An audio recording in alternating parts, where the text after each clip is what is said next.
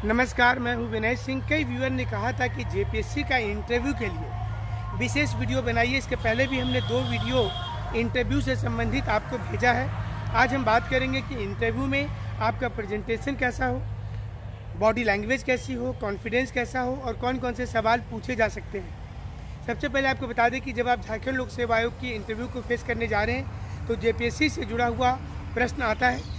और साथ में ये भी आपको बताना जरूरी है कि प्रारंभिक परीक्षा, मुख्य परीक्षा और साक्षात्कार, इसका वास्तविक उद्देश्य क्या होता है। तो आज इंटरव्यू से जुड़ी हुई इसी चीज़ पर बात करेंगे कि क्या मीनिंग है कि आप किसी एग्ज़ाम में जब पीटी परीक्षा लेते हैं, मुख्य परीक्षा लेते हैं और साक्षात्कार, आखिर ये तीनों का पर्पस क्या होता है। आपको उत्तर देना है कि प्रारंभिक परीक्षा जो होता है वह एक प्रकार की स्क्रीनिंग सिस्टम है और एक स्केलिंग सिस्टम है। ये दोनों का अर्थ ये हुआ कि बहुत सारी ढेर सारी जानकारी में से कुछ चीज़ों को सेलेक्ट करने की इसके अंदर खासियत होता है। यानी कि पूरी सिलेबस है, पूरी चीज़ जनरल नॉलेज है, पूरा झारखंड को जानना जरूरी है।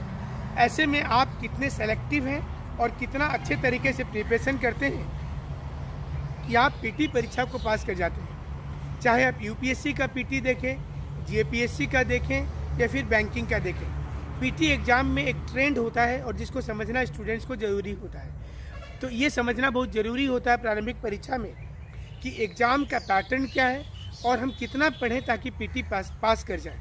तो जो बच्चे सेलेक्टिव होते हैं उनको पीटी एग्ज़ाम में फ़ायदा मिलता है और इससे पता चलता है कि जब आप विभाग में आइएगा तो कितनी सेलेक्टिव होकर के आप काम कर सकते हैं, कितना अच्छा आप टारगेट बना सकते हैं। ये इसका पर्पस है।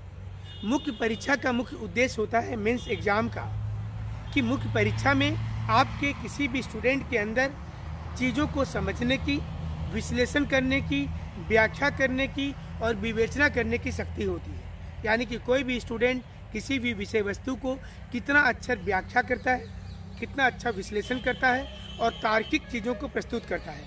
मुख्य परीक्षा का उद्देश्य आपके अंदर की गहराई को चेक करना होता है। यानी कि आपकी लेखन शैली, आपका दिशा लिखने का और कितने कम शब्दों में आप बेहतरीन चीज़ों की प्रस्तुति कर देते हैं। इसी प्रकार से जब आप नौकरी में जाएंगे तो कितनी बेहतरीन तरीके से आप अपने उस विभाग का कार्य को दिखाइएगा, ताकि जिसमें बहुत ज़्यादा लेंदी प्रोसेस नहीं हो। जिनको इसका आइडिया होता है मेंस एग्ज़ाम में पता चल जाता है, और जो स्टूडेंट यूं ही पढ़ते रह जाते हैं वह मेंस नहीं निकाल पाते हैं, क्योंकि उनके अंदर लेखन शैली विकसित हो जाती है।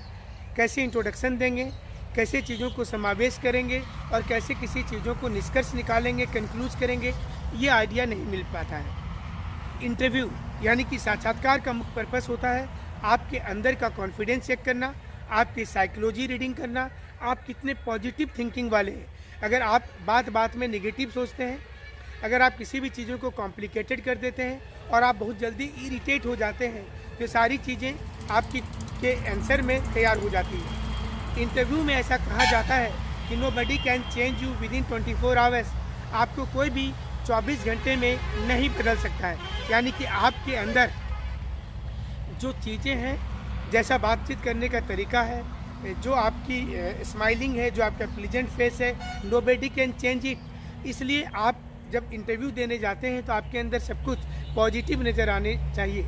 यानी कि बैठने का तरीका, इवन कि आप अगर सामने की ओर झुक करके बैठते हैं तो इससे पता चलता है कि आप किसी भी व्यक्ति की बात को ध्यानपूर्वक सुनना चाहते हैं। लेकिन जब आप पीछे की ओर तन करके बैठ जाते हैं, इससे आपका ईगो सामने आ जाता है और ऐसा लगता है कि आप किसी की बात को अनसुना कर रहे हैं, जो साइकोलॉजी में बताया जाता है। इसलिए इंटरव्यू के पहले साइकोलॉजी की कुछ चीज़ों को जाननी बहुत ज़रूरी होती है। कि आप किसी आंसर को नहीं जानते हैं तो आप कृपया इंटरव्यू बोर्ड को ना घुमाएं।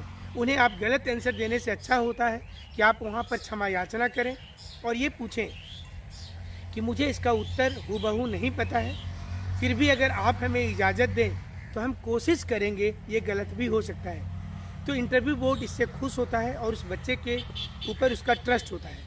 तो आपको ये समझना बहुत ज़रूरी होगा कि जब साक्षात्कार देने जाते हैं तो आप जिस शहर से हैं, जिस गांव से हैं, आपकी बैकग्राउंड में जो विषय रही थी इंटर में, मैट्रिक में, ग्रेजुएशन में, उसमें आपका परफॉर्मेंस अच्छा और बुरा क्यों रहा, इसको समझने की ज़रूरत है। और आपने जो पढ़ाई की है उससे क्या फ़ायदा होगा जेपीएससी में आने के बाद, ये भी बताना है। जेपीएससी में चयन होने के बाद टॉप से लेकर के लास्ट तक रैंकिंग कौन कौन सी होती है ये जानना जरूरी है।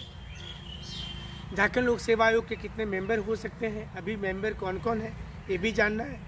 इसका कार्यालय कब बना झारखंड लोक सेवा आयोग का, झारखंड लोक सेवा आयोग खुद इतना विलम्ब क्यों चल रहा है, आपके पास इसका क्या सॉल्यूशन है। अगर आप इन चीज़ों को देख करके जाएंगे तो हमें उम्मीद है कि आपका इंटरव्यू ज़रूर अच्छा जाएगा।